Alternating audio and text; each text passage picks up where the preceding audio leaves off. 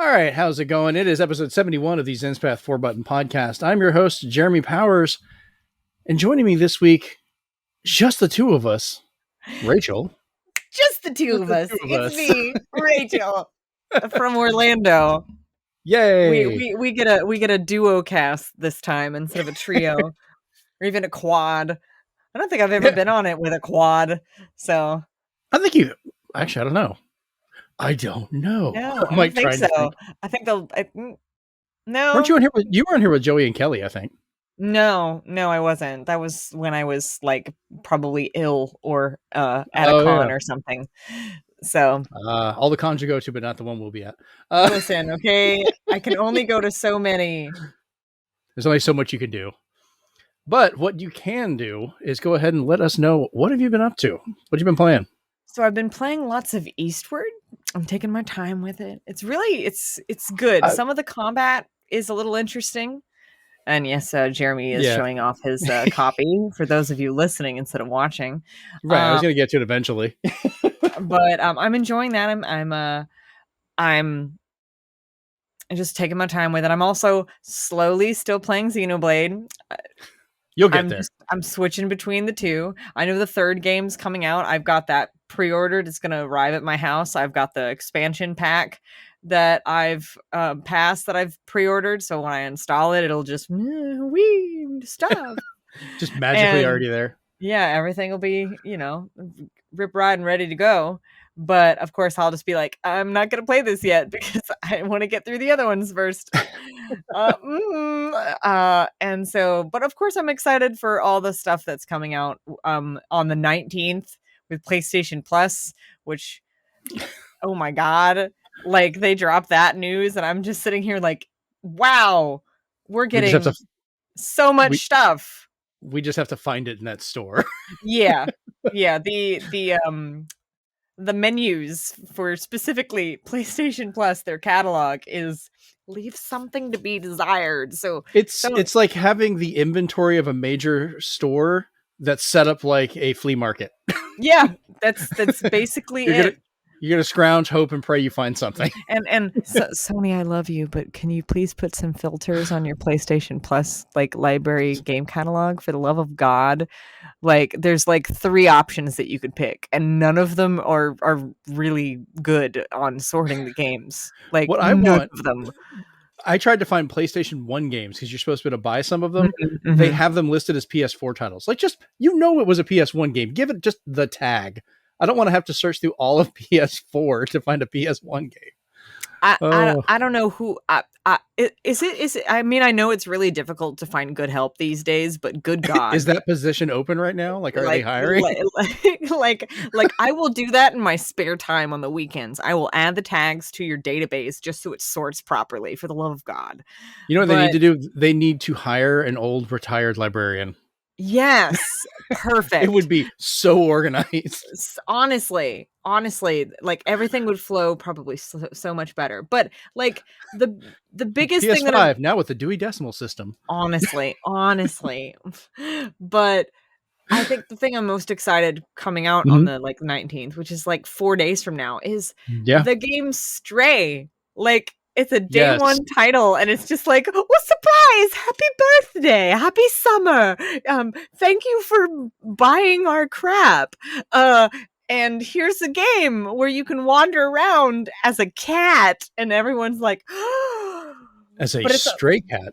But exactly. But it's only available for those PlayStation Plus folks that are premium or extra, not the standard PlayStation Plus plebeians. Yeah, that's like what, 89 octane and 93 octane for you people. Yeah, basically. But I mean, I guess I'm a plebeian. I only have the basic one.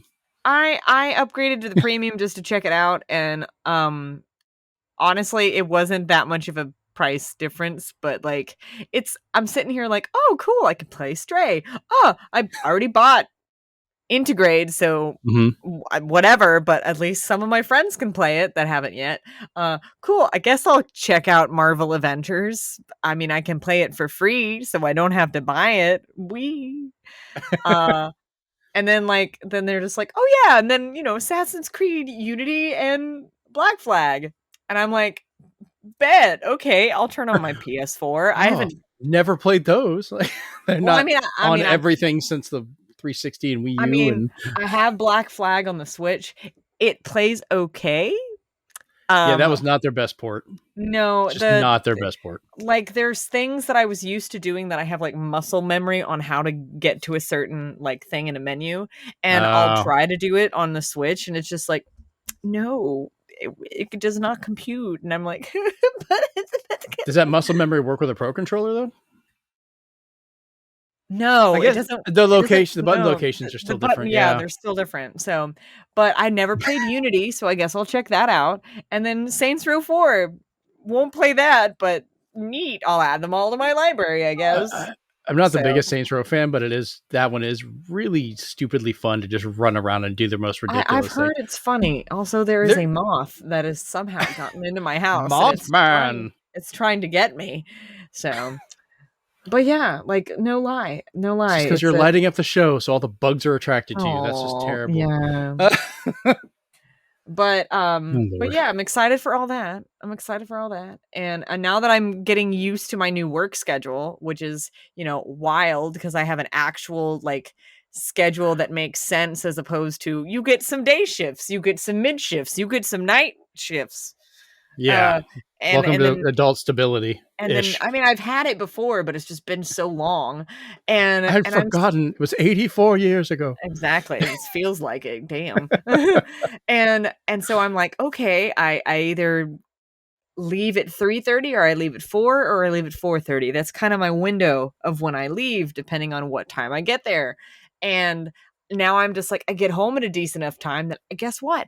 I can actually do like some short streams if I wanted to during the week. So I might start doing that a couple times a week where I do something shorter. Who the hell knows what I'm going to play? It's just going to be whatever the hell I feel like it. Maybe it'll be like a retro game, or maybe it'll just be something direct from my PlayStation. Since I seem to get more viewers that way. I don't know why. Interesting. Yeah. Yeah. Or maybe it'll just be Sea of Thieves. It's just me dicking around in the ocean. I really need to get back into that. I think it would be fun. I think you'd have fun with it. It's just a fun time. However, they did push back the captaincy thing that doesn't launch until like August 4th now instead of the 17th of July. So I was big sad about that because I was looking forward to naming my boat something stupid. Yeah, we have to wait for the SS Zenspath. Because who knew I would do that? Like everything I do. I don't know. I haven't come up with a good ship name yet. I'm sure I'll come up with something dumb. It literally could be anything. I mean, the trailer said Bodie McBoatface, so I was like, yeah. I was like, classic. You could be daring and let people on Twitter vote and make one for you. That can only end well. That really, honestly, I don't know if. That's gonna need an adult filter. I guarantee that'd be horrible because the internet is terrible to people. Ugh. But the biggest benefit from it is your loadouts are saved, which is like great. So you don't have to like spend an hour on the first island doing that. So, but that's what I'm doing. That's what I'm doing. That's what I'm looking forward to. Awesome. And yeah. So now I guess I'll go ahead and go into what I have been up to. And after the last show, we talked about it, and I decided to go ahead and break down. And I bought Portal 2, which also comes with Portal 1, on the Nintendo Switch. I wanted to play it because I thought it'd be fun. Did not realize it's basically become the definitive edition. Like, this is the best it runs on everything, including over a Steam Deck, which blows my mind. Wow. It runs at native 1080p on TV, which the other versions run at 720, and it runs at 60 frames, while the others run at 30. Okay. Because of how they were coded. And then when you play it on portable, it's 60 frames at 720 because that's the native screen resolution. And it plays beautifully. I've been playing through, I played through parts of Portal 1, but I played that one so many times that I kind of already know most of the stuff, so I go through it real quick. Portal 2, it's been long enough. I was happy to go through it, but I'm going to co-op it with Jeremy because he has it. Jeremy Jr. I remember really enjoying the co-op on that game. I played it also to do it. Yeah, I played it also with a friend of mine whose name is also Jeremy. We are the best. And we really enjoyed it. So I'm glad you're having fun with it for sure, because Portal's just a classic. The only Portal game I haven't played is the Mel's Stories thing. Yeah, it's kind of like a weird side story thing. Yeah. But I mean, if you haven't played it in a while, or you've never played Portal 1 or 2, this is now considered by a lot like the definitive edition to grab, which is shocking. That's not what I expected off a $20 Switch eShop title. So yeah, look forward to that. TV wise, Amanda and I have been watching some stuff. We finally finished Witcher season 2. I forgot it was on. I haven't finished that. Well, here's how it ends. No, don't tell me that. I'm not going to do that. But it was good. It was really good. We enjoyed it. So it has some nice twist to it. It's always weird when, I'm really like into certain shows, right? And I'll either run through them or I'll like watch a couple of episodes in one fell swoop and then just stop and then just forget to watch it. Like, for some bizarre reason, I haven't watched the first 2 episodes of What We Do in the Shadow that dropped 2 days ago. But I haven't because I wasn't allowed to yet. That'll be tonight, probably. Okay, I don't think I'm going to watch them tonight, but maybe I'll watch them tomorrow over breakfast. Tomorrow. I'm going to watch. Yeah, What We Do in the Shadows is 100% a me and Amanda both watch it together show. It is honestly, in my humble opinion, probably the best show on television for me right now. And I don't watch a lot of TV. Every time there was a side note, did you see the terrible article? I can't remember what group wrote it about. Was it Matt Berry? I think is the guy's name, the actor. That they ended up writing this article. Laszlo? Yeah. Well, they wrote an article and titled it that they actually made it sound like the kids were concerned by him abusing them, like the way he worded it. Or that they worded the article title. People are like freaking out thinking like, holy crap, was he caught like abusing kids? What's going on? And all it was he was concerned because he cussed a lot. And then the kids ended up cussing more than him, which he thinks he may have helped with on accident. Yeah. And I was like, you really could have, like, they really could have rethought that article name. I'd be surprised if he doesn't sue. Oh, because it caused some issues, but people are dumb. It's not thundering here, and my dog is scared of something. I don't know what it is. He just wants to be on camera. Dog's like, look at me. No. Or if you're listening, listen, I guess. He's quiet. No, I don't know what she's up to, but she's being she's... What? She's needy. That's how dogs are. That's great. You still love them. I do, but we've had a lot of thunder the last couple nights. And I think she's just concerned that that's going to happen again. Gotcha. So, there you go. So if you're not watching the video, that was her just like slapping a person. A dog. I wasn't playing a small bongo. Dog. Playing a small bongo. I was giving her back a good pat for comfort, and now she's left my presence. So I must have comforted her enough. Hey, what do we got to do? Next up, we finished the first season of Star Trek Changing Worlds, which I was hoping I could talk to Joey about this because I know he's a big Star Trek nerd like I am. Have you watched this one at all? Nope. Highly recommend it. I enjoyed it. I really liked it. Is it on some kind of paid for streaming service? Paramount Plus. Ugh. I could just give you a login. You heard nothing, Paramount. You heard nothing. They heard my check card pass. They better shut up and let me do it. They don't get to pick who my family is. That's true. So I highly recommend people watch it. We finished The Boys season 3, and that thankfully has actually strayed very far from the comics, and I mean that in a good way, because the comics were very defined by the choices they made in that, and I'm kind of glad they've twisted those in different ways in different scenarios where they're picking parts that stayed in. It's kept it very fresh. So the ending cannot be what the comics is anymore. That is definitively impossible now, which is great. I've been doing a lot of puzzles. Like, oh my God, a lot of puzzles. I've been posting some pictures on the Discord about it, but like a couple thousand piece massive, like DC comic art and comic book stuff. And yeah, I'll show you. I'll send you some pictures of them later. So, yep, that's been pretty much everything I've been up to. Also, I modded a GameCube. I did the Pico Boot mod where I installed a small Raspberry Pi inside of a GameCube, so that when it turns on, it interrupts the start sequence and boots it right into Swiss, which is an OS where you can play games off an SD card that's mounted on the inside.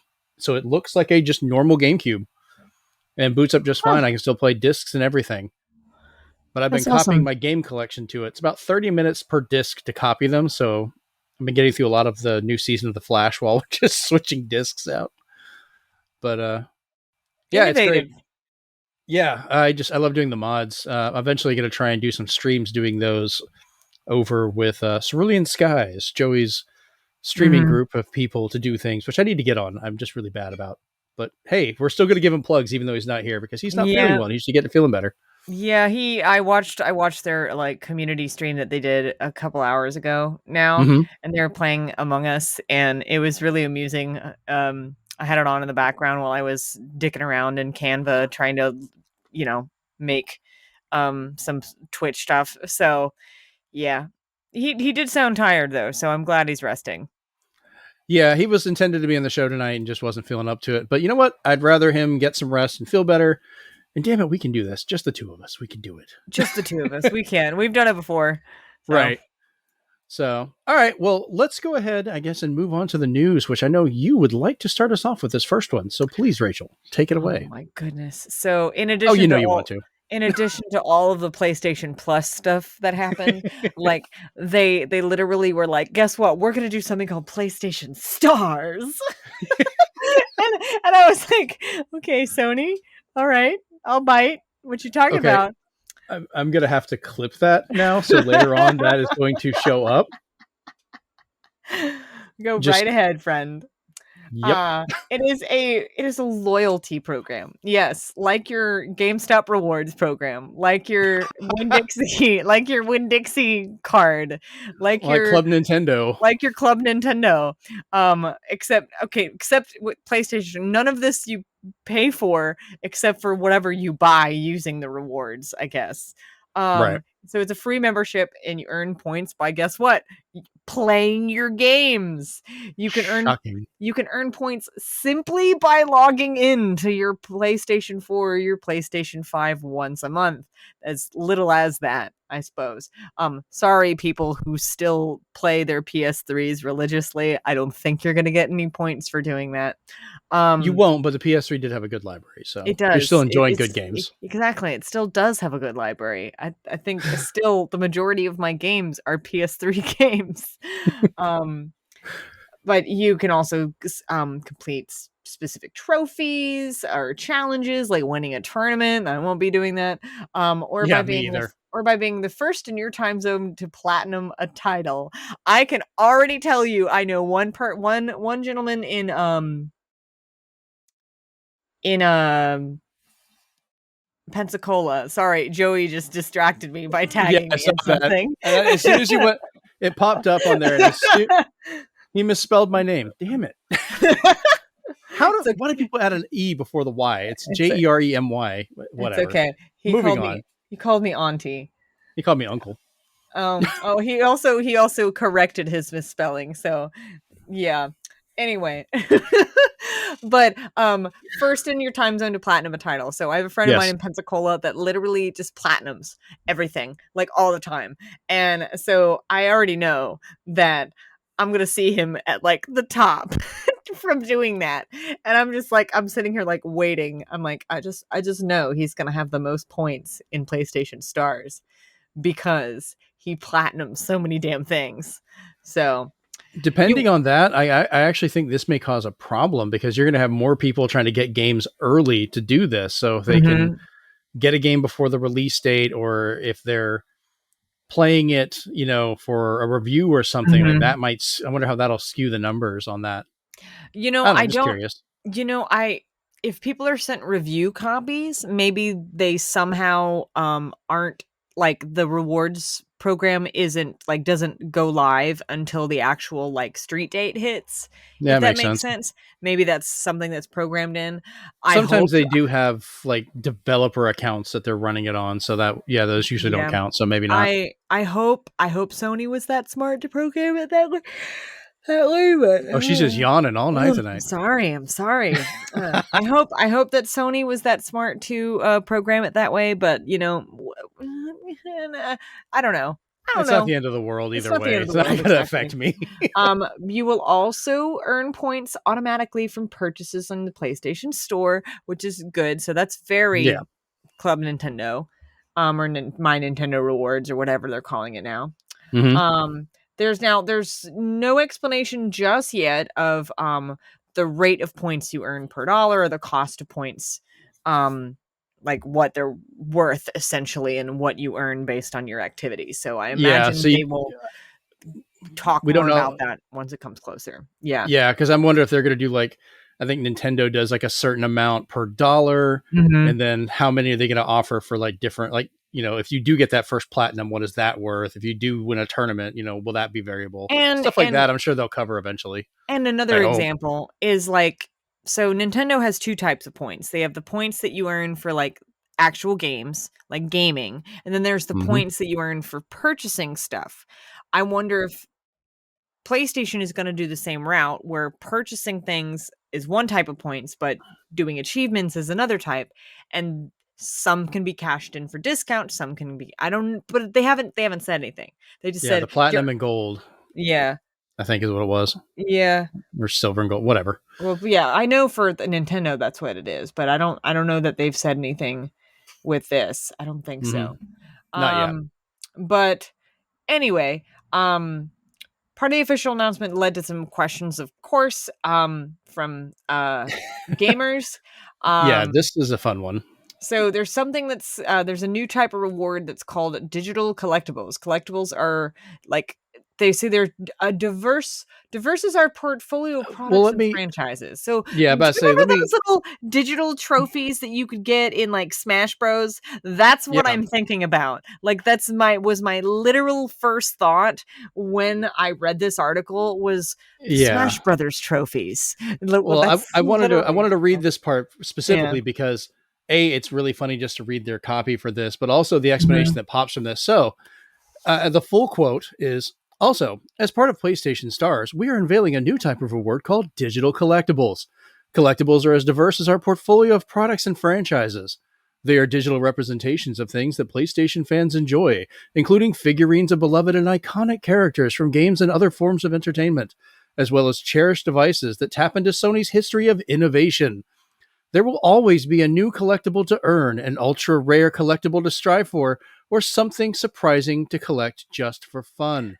That caused issues. Wait. Well, I mean, I know what people are gonna think they are, and they were quick, quick to say what they weren't. But I was not only was I reminded of the trophies that look like action figures in Smash Brothers, but I was also reminded of the Astro Playroom game that when you got your PS5.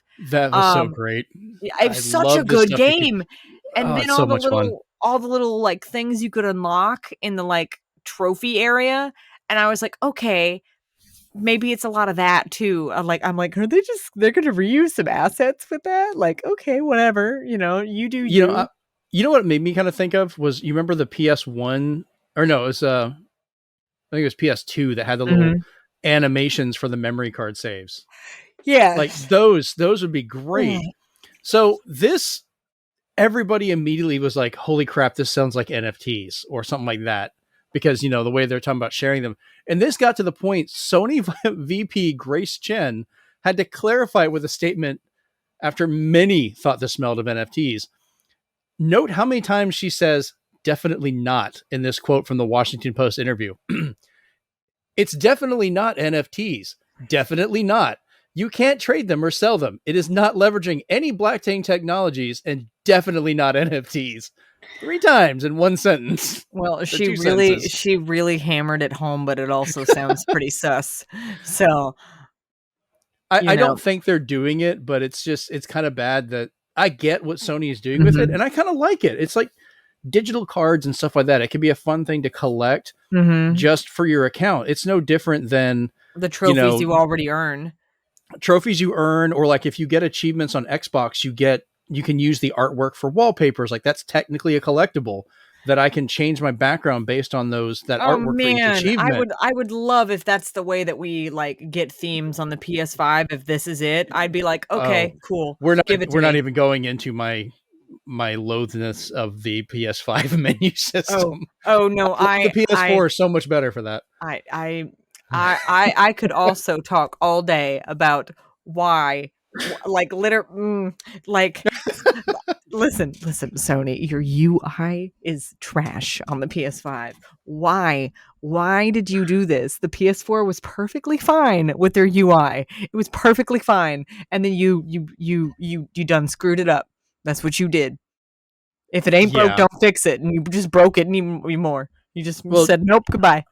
I was trying to show Jeremy Junior when he came in here, the PS1 games that had come out for this. We wanted to see, like, I hadn't turned my PS5 on in a while, and I wanted to see what level I was at and all that stuff, or see which ones are available for purchase. And the amount of times I'm just trying to get down in the menu to get to the search bar, and I would accidentally leave the store to go back to the menu by hitting up and not the right way and all that stuff. And it kept happening. He was like, you've had this for a year. How are you not figuring this out? It's like I haven't played this in almost a year because the UI makes me so mad. And I do love my PS5, but I love my PS5. That menu is terrible. Also, that thing. Also, the PS5 is heavy. It is pretty damn heavy. It's a heavy console. One of my friends was like, "Man, I hope I never have to move this thing again because my arms." Oh, it's not that heavy. Well, I mean, for it's monolithic, I'll give them that, but yeah, I mean, I'm thinking for people that have like physical disabilities, like maybe they're missing a limb or they have shortened limbs or something like that. It makes it very difficult to move around. The PS5, I mean, if you lay it down while trying to move it, it's already curved. Like you can lay on it like one of those little couches. So it's it's a chaise lounge. Right. Thank you. I did not know the name of that. A fainting couch is another word for it. That's literally what it is. A fainting couch. Oh wow. I'm gonna go off on a tangent on that one from the SNL skits. Anyways. So yeah, I guess just to wrap it up, like your just basic thoughts, like, does this interest you, or is it just kind of like a wait and see, or it's almost like a non-starter, like it's just an extra thing that's not really affecting anything we're doing? I don't really have a good or a bad opinion on it because there's not enough information. I like where they're going with it. But I'm interested to see what these collectibles actually are and like how difficult it is to earn points, because I'm the type of the gamer that like I don't like play as much. One, I don't play as much as I used to. Two, I don't play the same games that everyone else does. Like I don't play a lot of Call of Duty. I don't play a lot of Destiny. I'm not a first-person shooter person or a sports game person. I play almost exclusively adventure games. So what kind of points am I going to earn for a gamer like me? So I just it's a we'll come back to that. We'll do a follow-up when that actually launches. So that brings up a concern, like, take Square, for instance. Like, you love Square games. We all kind of figured that one out already. Big Final Fantasy person. But there are Square games you don't even play. Like, they've got their multiplayer stuff. But if they stick some, like, Sephiroth collectible tied to having to play that, you're like, well, I want that collectible, but I don't want, like, can they use it to, I know they're going to use it to push people into particular games, because that's what every company does. Every one of them. I remember the Halo 3 original beta. They're like, buy Crackdown. You don't know what it is, but it lets you play Halo 3. Buy it. Zone of the Enders. You get to play Metal Gear Solid 2. Like, that blew up. Oh yeah. So they'll do it, but we'll see. Yeah, it's not unusual for gaming companies to do that. So in any case, I'm interested to see. It's a rule. Yeah, they're just like, oh, well, I mean, listen, I've done it with a Square game. I bought Final Fantasy Type 0 to play the demo. I bought the demo for episode Duskai of Final Fantasy 15. Oh. Basically, that's what it is. Type 0 came with the demo for episode Duskai, and I played the crap out of that. Did I play Type 0? A little bit. We're enabling this problem, but I did not finish it. But I mean, listen, I'm no stranger to buying a game to get a demo of something else or to get a copy of something else. I just don't do it very often. So, all right, well, we'll go ahead and move on to our next story here. I'm just going to go through these two kind of quick.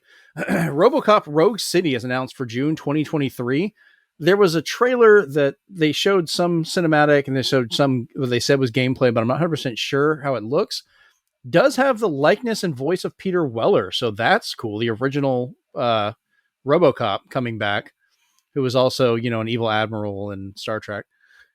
That's coming to PS5, Xbox Series X, Steam, Switch, and the Epic Game Store. I do have one comment on this. Not like the others. Go ahead. Yeah, I do have one comment on this. And I saw it, I think it was either on Twitter or in relation to the original article that I saw about this. And the comment was as follows. Oh, you mean the Cyberpunk game that we actually wanted? And I was like, brilliance. I hope that's the case, but watching what they showed, I am terrified to see how this is going to look as a Switch title. I saw this and I was like, cool, this is going to be PS5, Series S and X, and PC. Why is Switch there? It almost feels like they could come out and be like, oh, that was a misprint, it shouldn't be there. And I'd be like, I believe that. I understand. I wouldn't be mad necessarily if they came out and said that. But literally when I saw that comment, I was like, you're funny. They need to do, hear me out, and I will support this forever. Do you remember when they made Ghostbusters on Xbox 360 and PS3? That really detailed, gorgeous, but the Wii version had animation style, same game, but it was based off of the cartoon style. Yep. Who wants to have the old 1990s RoboCop cartoon art style in this super violent game for Switch? You want to know what you need to do? You need to find the developers of this game. You need to email them that exact suggestion. It'll save you so much overhead, and 3 people will remember it. Yeah, exactly. That's what you need to do, and see what they say. Just after every kill, it's like, kids don't use drugs. Don't steal. We didn't kill anyone. Oh man. What popped up right after this was another trailer that showed way even less. This was strictly just a cinematic teaser, but it's Terminator Survival, which from what we can tell, I guess is a survival game with a Terminator hunting you, which is kind of fun. I mean, that worked really well with Aliens when you were stuck on a space station in alien isolation and the alien was hunting you and you're hiding. That would be kind of cool with a Terminator. It's meant to just relentlessly hunt you and come after you. This might work better than Mr. X from Resident Evil even. So no time frame or gameplay was shown. Just showed a really nice render of a T-800, which has been done to death at this point. I mean, it looked good, but we've seen it on everything. No systems were announced either. So I just thought it was a very interesting, just RoboCop and then Terminator right after one after the other. And I was like, what year is this? Things got confusing. And to prove that, this next story is even more confusing for somebody. So, Rachel, do you know who Hideo Kojima is? I do know who Hideo Kojima is. Right. I don't know how you could get this guy confused with anybody. Right. Did you know in France and by some politicians as well as news medias, he was being blamed for Shinzo Abe's Japanese Prime Minister Shinzo Abe's assassination publicly. They used his picture, his face, and eventually his name, and were spreading it out there. So Friday, July 8th, Shinzo Abe was assassinated with a homemade gun in Japan. And this sucker looked like it was built out of pipes and cardboard. It was homemade. Mm-hmm. This thing had less detail than if it had been made in Minecraft. Someone stated jokingly, because this always happens on these places, that the killer looked like Hideo Kojima. This made its rounds online through places like 4chan, which honestly news people should never be getting stories from. No, and this is why you should fact check your sources, and then also don't just Google stuff. If you're going to Google stuff, actually do more research than whatever appears in the first couple bars. So yeah, because in what I consider the highest form of irony I've ever seen for a lot of this stuff, the man who made Metal Gear Solid 2, an entire game about using information in the technology age to spread disinformation and lies to spread it, is now having that exact same thing happen decades later on public television. The story and pictures were picked up by far-right French politician Damien Rieu, who pushed the idea in pictures on Twitter. He claimed this was proof that, quote, the extreme left kills. He has since deleted the tweet, and the newsrooms that released a video on the story have removed it as well, but this is spreading. Once it's on the internet, it's there forever. This will always pull up. But they were also pulling up pictures of Kojima where he had, like, he was wearing shirts or near posters of Che Guevara, and things like that, and they were trying to use that as their proof. Kojima Productions did issue a statement about this. Their English version stated, quote, Kojima Productions strongly condemns the spread of fake news and rumors that convey false information. We do not tolerate such libel and will consider taking legal action in some cases. Which I'm curious if they're going to do. I mean, some people are still pushing this ridiculous thing that Kojima was the assassin. Like, why? Like, why? First off, why? Has the man even been in Japan since, like, Sony rescued him from Capcom's basement? Like, has he? I don't, like, poor guy. I mean, leave the man alone. That's all I gotta say. But, like, geez. It's ridiculous. Like, wow. Also, Suki just tried. You remember that moth that was in my house that I told you about? Suki just tried to attack the moth. That's what she just tried to do. It's protein. Dogs eat stuff like that all the time. The moth was going near my computer, so I didn't want Suki to run into the computer tower.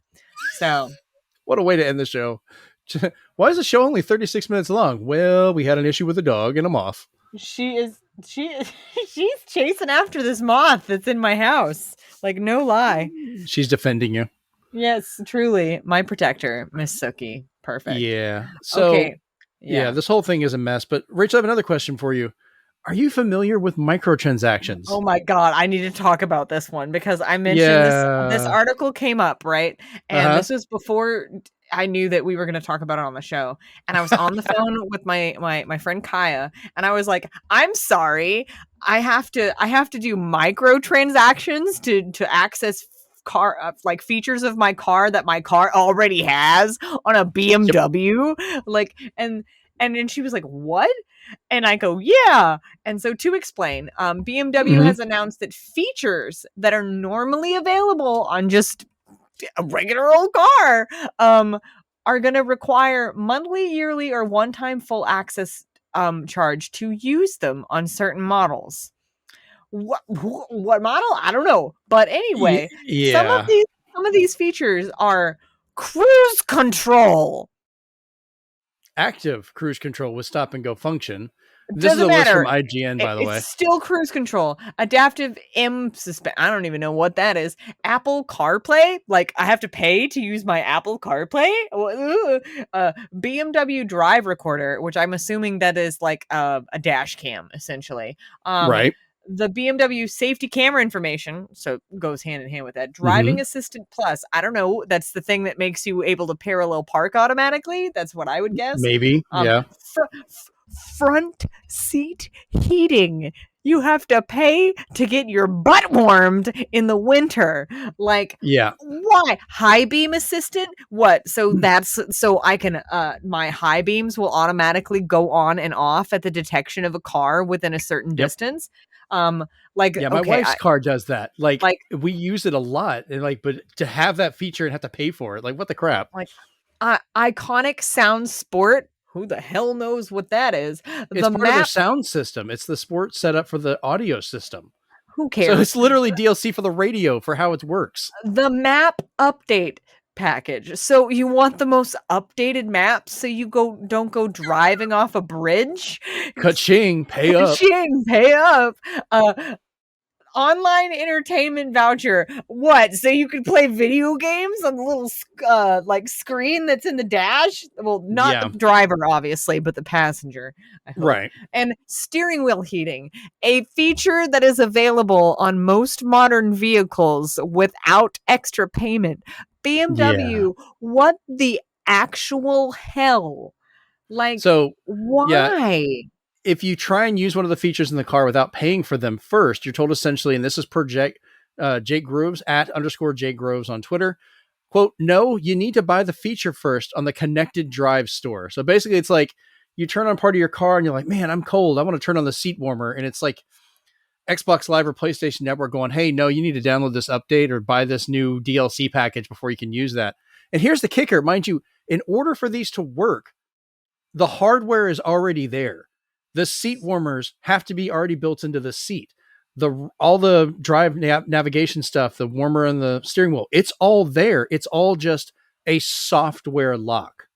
I am briefly reminded of the Kingdom Hearts launch when the ending was locked behind proceeding past a certain point in the game. But of course you didn't have to pay for that, but it was all, on the disc. And I'm sitting here going, okay, first off, if BMW does this and is somehow successful, because, rich people don't give a shit. They're going to, there it is. There's our word. That doesn't even count. We can drop the F and we will eventually. Yeah. The rich people do not care. They're going to buy it anyway and pay for all the features. Here's what gets me. Here's the charge examples. High beam assist. It exists, but you have to buy it to use it. It's $12 a month or $237 for lifetime access at the time of purchasing your car or when you first turn on the car.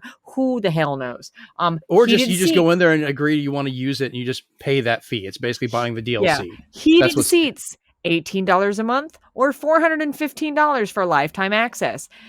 They stated some features will be as high as $888 for lifetime access. So you already know a lot of these like BMW retailers are gonna have mainly the purchase price listed with all those features included. Probably. Oh, yeah. That's probably what they're gonna do. But here's they're gonna cram everything in. They're going to cram everything in. You're going to pay more for the car because every feature is installed in there. They had to put the parts in, but then they're going to lock you out unless you pay more money for it. So they're just going to spike the cost of it. Yeah. And here's the thing. Here's my biggest issue with this. And this is my biggest issue. First off, with the whole fuel situation and encouraging people to drive more economic vehicles and stuff like that. At some point in time, if this is the future of cars are going to go extinct because nobody is going to be able to afford driving them because they're going to lock all of the standard features of your car behind software. And I'm sorry, but no, absolutely not. No. Right before going to an intersection, a couple looks over and goes, honey, did you remember to pay the brake fee this month? Oh no. Right. This is ridiculous. It's hard enough to get a car right now. First off, I am trying to get one. It's been a nightmare. It is a nightmare because manufacturing is an absolute hellhole. Because all of the parts are produced in another country, and a lot of the necessary supplies and resources that they need in order to make these parts, they cannot get because there's nobody to then manufacture or refine those certain things. And it's just chaos. I am hoping the next house that I move into is really close to my job because I will bike to work. If this is going to be... I just had a nightmare. It's like, you have your new house. That's great. There's a monthly air conditioning fee to use that central heat and air. Oh my Jesus. On top of your electrical. Why? Oh my gosh. I mean, I don't blame the people. I don't blame the people out there who go and live off grid. I really don't. At this point, I don't blame them now. This is how you make Unabombers. It is. But good. That's Good probably a bad Lord. joke. It probably is a bad joke. Yeah. But yeah. He was a horrible person. Don't do that. Don't do that. Yeah. Don't do that. Yeah. But it's...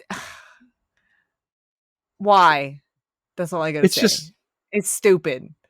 Well, you'll now understand why I listed these articles in this way, because after that dark dystopian future into the look of DLC, which God help you if you get a car later on in life and the store is closed. Like, I bought this great rare car. Okay, turn the seat warmers on. I can't buy the DLC. The store's down. Like, and it's like -30 outside. Right. My butt's cold. But let's go on to a happier thing. Nintendo quietly announces Kirby's Dream Buffet as an eShop exclusive multiplayer game coming sometime in 2022. And it's adorable. Oh, Jennifer was losing her mind when she saw this. Bet she was. She was the first person I thought of when I saw this. I was like, good God, that girl is going to just absolutely lose it. I meant to take a picture of her the other day. She was sitting there eating noodles in her Kirby bowl while holding up and drinking her drink out of her Kirby mug. And it was a peach drink, so that was pink, and she's got the pink chopsticks that she's trying to use with the noodles. And it's just, wow, that girl's like a commercial. She looks like the new version of that kid from the Nintendo ad, like his room and all his clothes were all Nintendo. She is like the Kirby version of that, I think. She needs she needs a sponsorship from no kidding. them. So you roll Kirby around a few stages based around cakes and junk food that we've seen as you compete to devour the most food while racing against other players. This is an online multiplayer title. The food also grants different abilities you can use to help get around the course or fight the other players by increasing the size to bump off others from the course, and get special abilities that you can use too. And at the end of the course, the biggest Kirby is the one that wins. So you're trying to make yourself as big as possible, which also makes the course probably harder to get through. So it's kind of a, you may not get as much food, but maybe you can knock off the big one at the end as an easier target or something. Mm-hmm. No word on cost or the exact release date yet, though I've already committed body, soul, and daughter's love that I will be buying this the day it comes out, no matter what. It's just going to happen. So yeah. I will have a review of this very quickly. And a lot of people pointed out, and it has a very Fall Guys feel, I guess, just with that competition. But the whole junk food and the eating and the stuff like that, I was like, overcooked. And then and then I was just like, oh no, it's Hungry Hippos a little bit. I didn't even think about that. Little dash of Hungry Hippos, throwback for people who like board games. Nintendo, make a version of that with the 4-colored Kirby's from what was the one with the mirror one or whatever, where they were split up into 4, and just be like hitting that and have Kirby like eating little marbles with fruit in them. Type up an email, dude. Come on, hire us for marketing. Jennifer, hire us, exactly. I think we would both leave our jobs to do marketing at Nintendo. Would you? I'd be tempted. I'd be like, I can. I have an engineering degree, but I'll do something. I get to work for Nintendo. I might do that. I really like my job, so I do too. But that would kind of be Jennifer would make me. How about that? Oh yeah. I have no choice. Yeah, you have Jennifer a choice. Would make you. I'm committed. So next commitment we have here is Bayonetta 3 is now committed to come out October 28th, 2022. Nintendo Surprise dropped a trailer to show off some of the story, including new character named Viola. Platinum Games has added and I love this, naive angel mode. This will censor some of the more adult designs and partial nudity so you can, quote, can play it right in the living room without having to worry about what's on screen, ... we think. I love when Platinum talks about this, but this is a mode they put. Did you see how upset some idiots got about this? They were like, this is censorship. I'm like, dude, it's an option. Even optional censorship is bad. And it's like, you just want to see a animated woman mostly undressed. Like, come on, grow up. So the funny thing is when I saw this mode, I laughed out loud because I remember playing the first Bayonetta because I think I was looking for something to play and I didn't know what I was done gaming, right? And so I'm working at GameStop and George is like, play Bayonetta. and I go, okay, and it's, I think it was like a PS3 copy, and so I'm not the best one, but still. No, not the best one, but I'm Still a playing it good on the, game. yeah, I'm playing it on the PS3, and I'm still living with my parents this time, and my dad comes in because he hears this music, and he's like, "Oh, this music is really good," and then Where's your clothes? all he sees is just this, naked lady basically covered in just this weird hair whip thing, and he's like going like, "What are you playing?" And I'm like, "It's Bayonetta." And he's like, "Well, the music is really good, but what is that?" So that would have been useful for that. But also anytime anyone mentions Bayonetta, all I can hear is that woman's voice in my head going, "The shadow remains cast." And that's all I hear. Oh, that's fantastic. Oh, and fun fact, the main younger dude, the journalist guy in that, the voice actor for him, same guy who voices Sasuke Uchiha. Goodbye. She just fades away. I actually told the boys, I was like, yeah, if y'all are going to play this in the living room while Jennifer's around, turn it on, please. And he's like, okay. Like, that makes sense. Like, come on. Yeah, makes sense. I mean, it's good for, parents with kids that, and like, just, people who don't want to see that. Like, can you imagine some dad playing this, or some mom, or two Imagine moms, some grandparents seeing it for the first time, going like, what is this? And little Timmy wanders up and goes, "Mom, what's that?" Or, like, good Lord, honestly. We'll just call it the Smash Brothers version, because that's how they made her in the game, where she wouldn't be naked every time. So what you're saying is in Smash, Bayonetta is a naive angel. We have a new name. We have to. I'm gonna name the amiibo. You've come up with it. My amiibo will now be named Naive Angel. I will do this, and I will tweet it later. Thank you, Rachel. Let's go ahead and make this footnote so we can remember Naive Angel. I'll even put the name there. Awesome. You're welcome. You're welcome. I'm so glad to provide you with this. Sometimes there's two of them too, so I'll have Naive Angel and just Nude or something. Which one are you fighting today? Or no. Instead of Nude, you should name one Naive Angel and one censorship. Oh, that would, because hey, the censorship is optional. Yes, it is optional. Or no, name it optional censorship. I don't know if I can fit that. I'm gonna try. I will see what I can do. But another option they're giving us, Bayonetta 1, you remember, was digital released with Bayonetta 2 on the Nintendo Switch. So if you bought the copy when it first came out, you got the digital one, which I think you got as well, correct? I did. And as did I. I think my kids got that too. But Bayonetta 1 is getting a $30 physical release this year in North America on September 30th, just about a month before Bayonetta 3 comes out. Nintendo stated about the release, quote, "A limited number of the Bayonetta physical version will be available to pre-order via select retailers and available at launch in My Nintendo Store." Nintendo really said, "We like y'all so much, we're going to give you this game again." Well, the reason they did this for North America is because we were the only one that didn't get a physical copy of that. Japan and Europe did.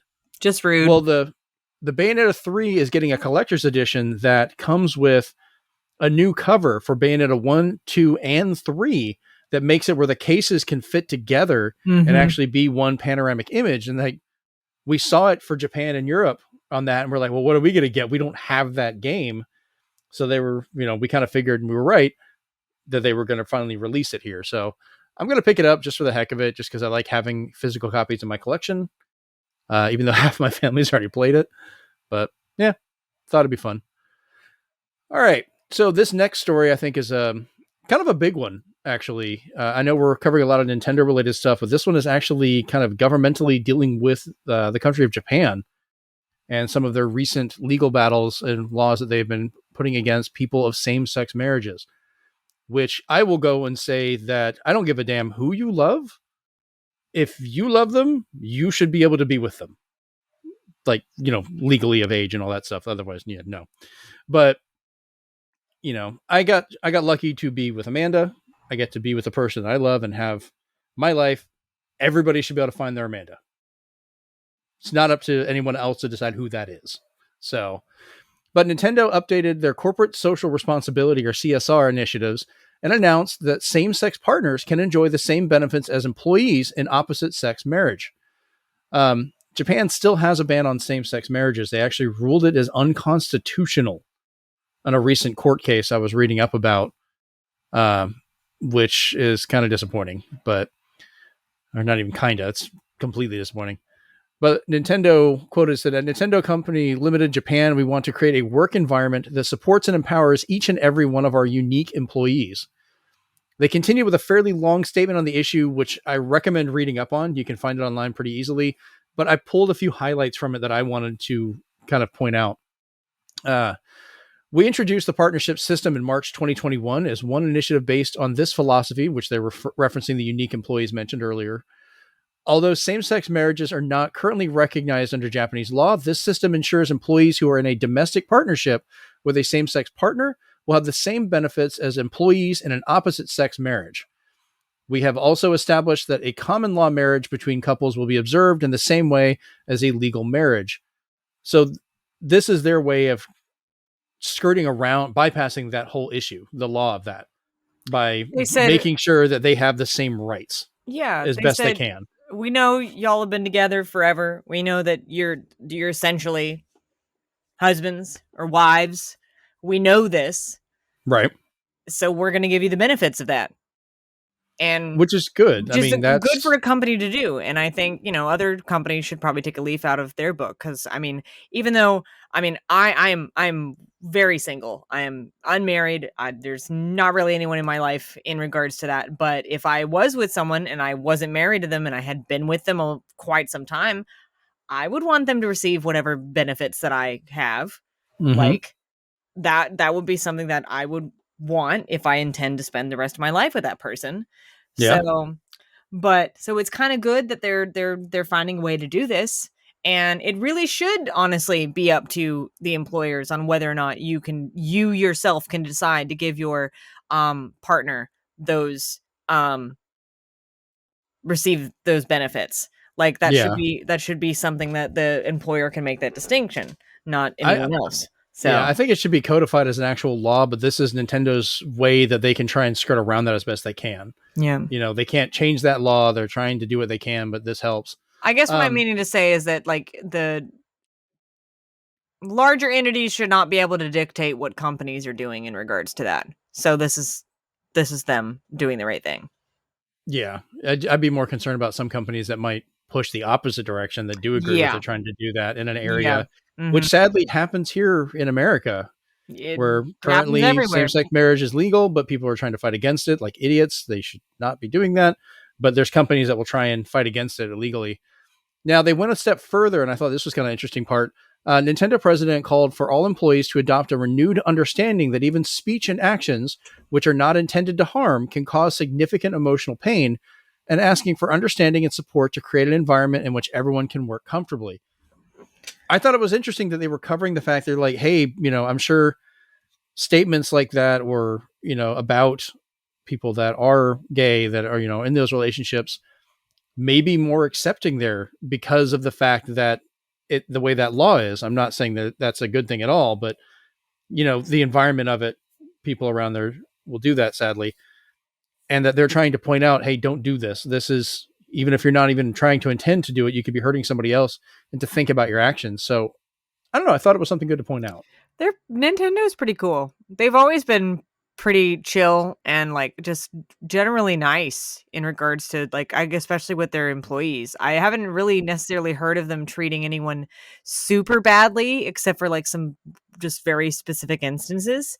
Like particular modders using their music or fan games sometimes. Yeah. Well, I mean, that's because it's, that's a whole other thing. It's a copyright thing. So that's kind of a different animal. But honestly, if people can write fan fiction of people's books, why can't you create a fan game if you're not earning profit over it? It is covered under the same exact laws. The only thing is that you're using assets from existing property like programmable asset. That is the only difference, and that's the only thing that you can get into legal trouble about.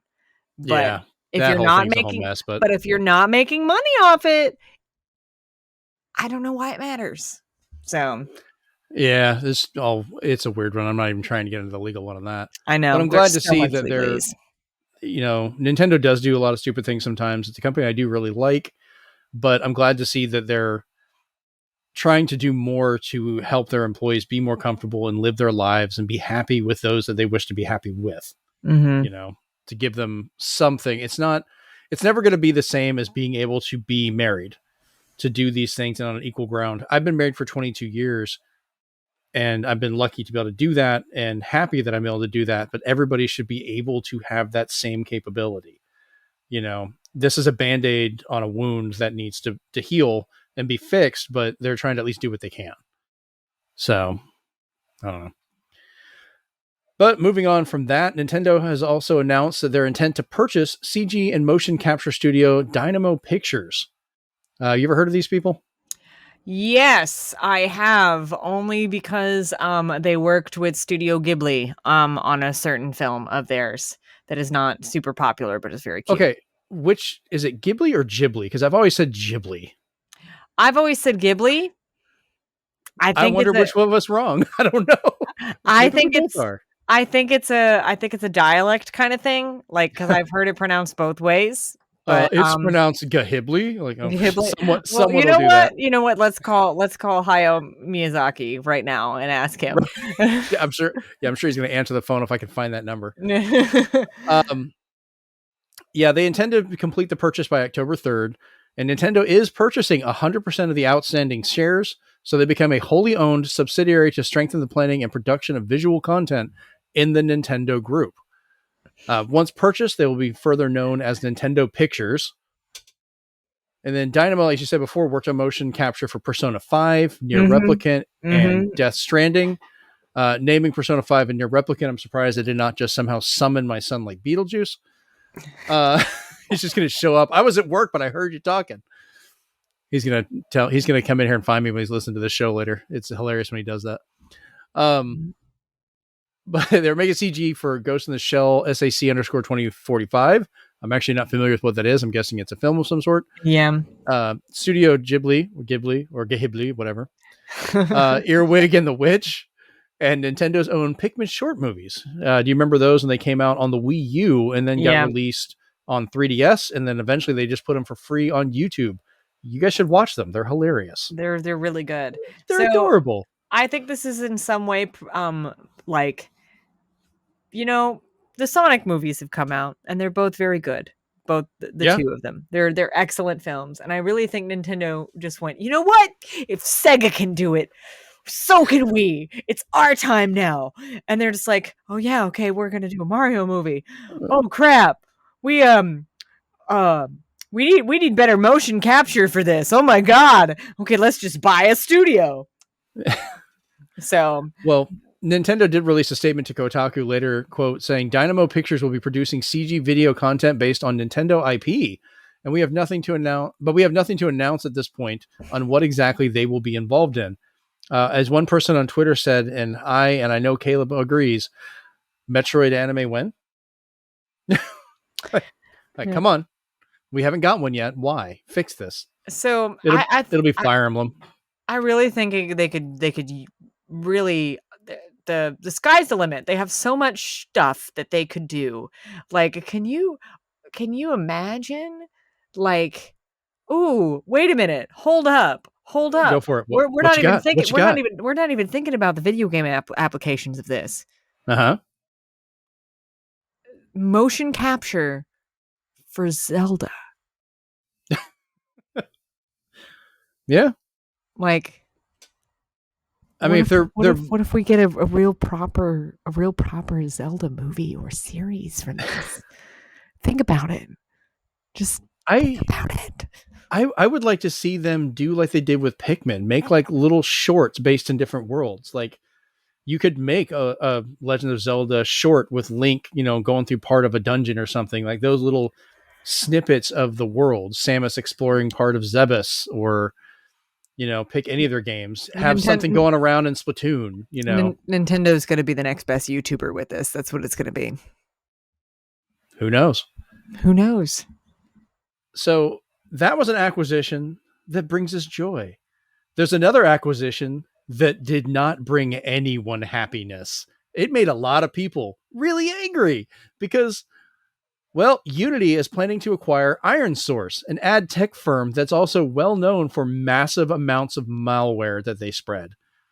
Only 2 weeks ago, mind you, before this, Unity had a massive layoff throughout the company, just blindly firing off a bunch of their employees. Unity describes the merge as a, quote, leading business platform that empowers mobile content creators to turn their apps into scalable, successful businesses. I feel dirty saying that. The dirty part is from me. They don't care. This follows previous purchases such as, and this made me cry when I realized this happened, Weta Digital for $1.6 billion. The company that did the digital effects for Lord of the Rings. They own them. They are basically dead to us. And game streaming platform Parsec for only $300 million. I don't even know what that is. So I don't either. It's game streaming, so I zoned out. Yeah. It's like, what? I'm gone. What? So I didn't even bother covering it. The CEO of Unity, who also used to be one of the guys from EA, also went on record making some fairly derogatory comments about some other developers that would have been our 1F for the show if we did it, just to quote him on what he actually said. But basically becoming a despicable game designer who's pushing all for microtransactions and using foul language to describe those he thinks are not doing it and wasting their time. Unity is just going downhill at this point. Like it's just becoming such a mess. I'm gonna have some comments here on the human race. Humans, go for it, please. Okay, enlighten us. So, humans, by their very nature, are greedy. Mm-hmm. Yeah, it is. I'm greedy about certain things, but there's a level. There's a line. I don't know what Unity's smoking, but they've crossed that line. Right. Like this is very the greed is high with this company, and I've noticed that with a lot of different companies right now. The mouse being one of them, but it is oh boy, so much greed going on in the gaming community right now, like so much, and I think a lot of it is just really unnecessary, and I hope that more companies do not go down this same road, because like literally when I was reading about this, I was like, so Unity is buying an ad tech firm that is known for, yeeting malware at people. And I was like, okay, so they're going to make apps that are going to be filled with ads, which are going to be filled with malware, which is going to steal your data, which then they'll sell that data to ad companies. And then it's just going to be a vicious circle of greed and terror. So terrible. And you can imagine how happy, or in this case, angry as hell, all the employees that were laid off just recently in the last 2 weeks because they were saying they couldn't afford to keep them all there. Well, the CEO keeps his bonus. His pay has not changed whatsoever. They even wonder if they even bothered having the discussion if they dropped it, if they could have done that, kept people. And then they turn around for I think this, I don't know the exact amount of how much the sale is yet, but just bought another company. Like, they could have not done that and kept the employees to keep being a game development tool, but nope. They laid off people to buy that company. That's what that says to me. I know how much how much time acquisitions take, but that's just what it sounds like, Yeah, I'm going to look and see if I can find. We bought a company. Let's make up for all the money we spent by firing a bunch of people. So, Rachel, let's play a quiz game. Oh God, here we go. You're a dick of a company and you fired off a bunch of your employees not 2 weeks ago, but then you side-eye this sexy, horrible ad company, how much money you throwing at them to get them involved? Oh my God. That's terrible. That is awful. I can't. Well, what they did was $4.4 billion. Yeah. That makes what I said sound kind of more believable because it should be that horrible said. Why? Yeah. Why?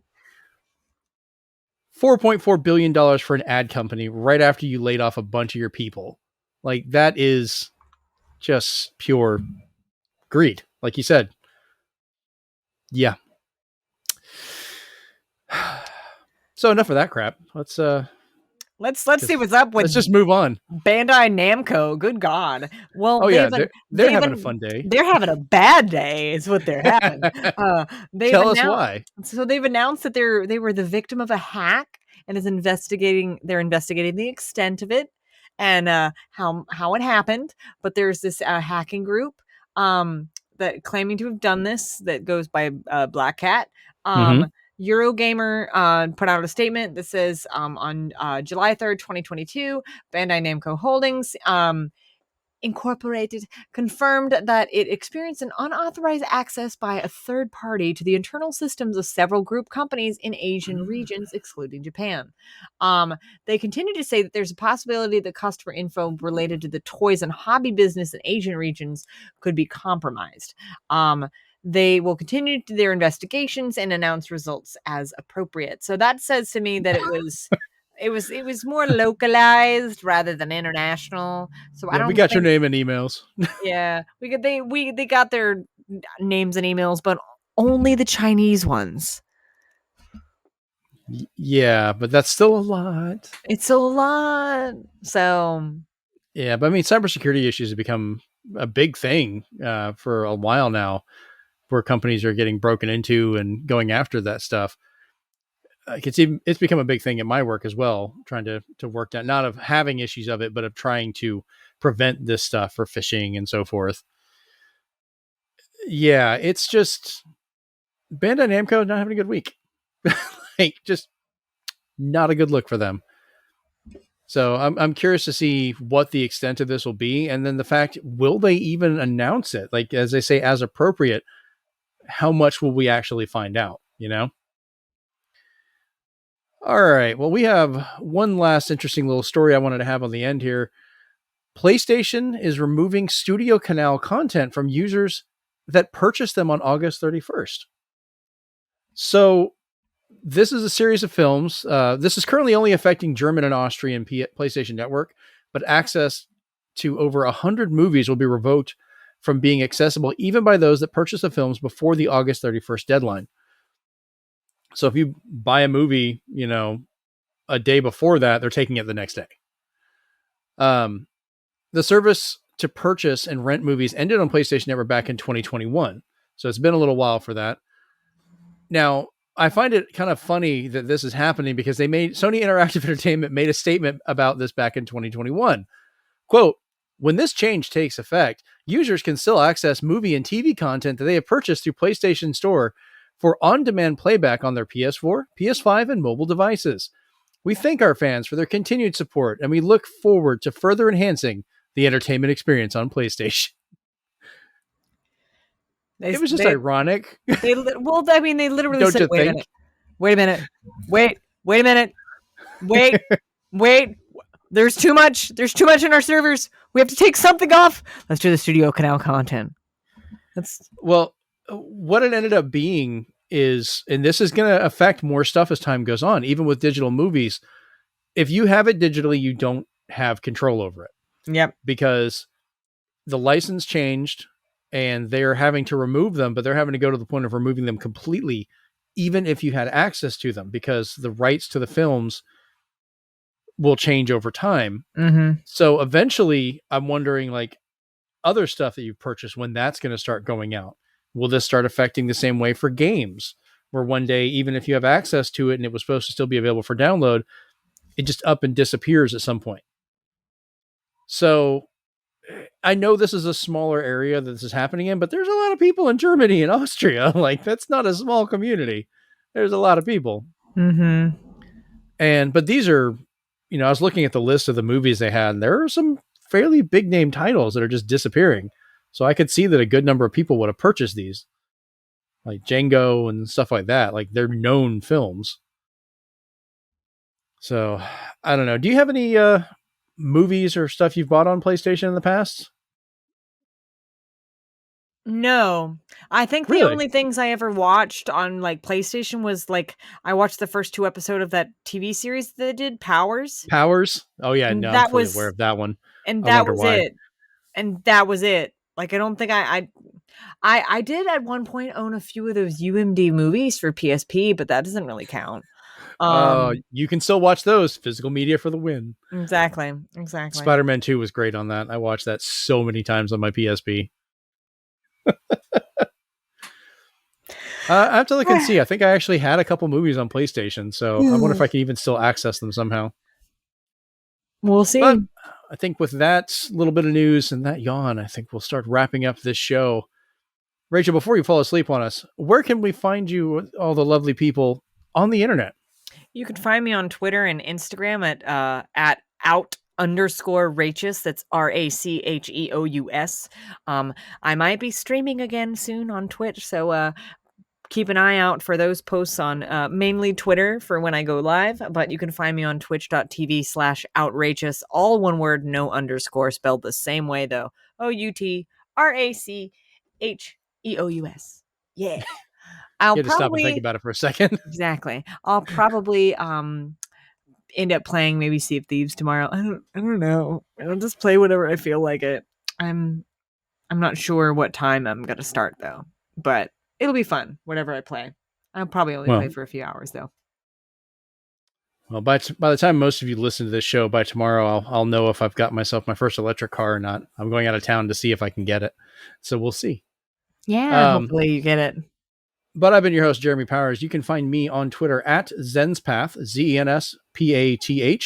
You can also talk to us on the official Twitter account for the show at ZenspathPod or ZenspathPod. You can also go to bit.ly/Zenspath Discord to chat with all of us over on the Discord, where we share a bunch of stupid memes, argue about the Halo series, and not really argue, which, sorry, AJ, I thought it was funny. Or just, talk about mods or toy collections or game collection, whatever we want to talk about. It's our thing. We can do what we want. You can also find our Discord. Yep. It's ours. It's all of us. You can also find me at YouTube. You find the show, the video version, at youtube.com/ZenspathCom. And then if you are watching this and want to look for the audio version, you can find that over at zenspath.libsyn.com. She just keeps yawning. I'm going to keep calling it out. It's fun. I'm going to start having a counter on the screen that pops up like every time she yawns. Like ding, Rachel yawn counter. Right. Oh, that would take so much time, but it would be so funny to do it once. I'm just going to wait till you're just like super tired. All right. Well, this has been episode 71 of the Zenspath 4-Button Podcast, and we are out. Peace. Bye. Don't die, Joey. Don't go towards the light.